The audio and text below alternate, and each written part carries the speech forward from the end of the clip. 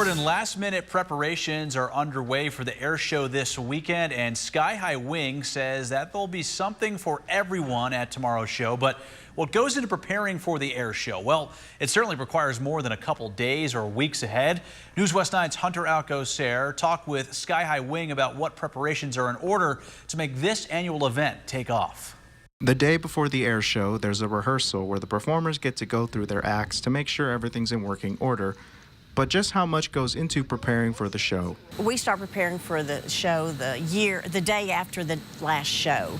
There's a lot of paperwork that you have to go through. You send paperwork to the military to ask for request a jet team or a demo team. You need to start notifying and making connections with your performers that you want and getting contracts in. Since we're at the International Air and Spaceport, we coordinate with the airport director and her staff, as well as the FAA, to get permission to have an air show in what we call waivered airspace. There are several entities that work together to ensure the skies are ready for pilots to fly safely, one of which is the oil and gas companies operating rigs in the outskirts of the airfield.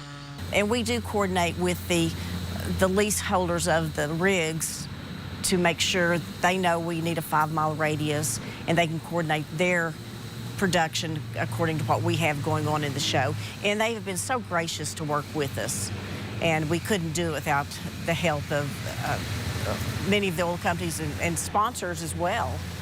The FAA says this is because the area is close to the airfield where the pilots perform aerobatic tricks, can be close to the ground, and they don't want rigs raised unless it's an emergency. Line Barger says all this collaboration with different groups and the volunteers that help with the show just showcases how much this means to the community. And to be able to do this for the community could not happen with the mere small group that we have here in the Midland, Odessa area. It takes the whole community to come out and help us put it on.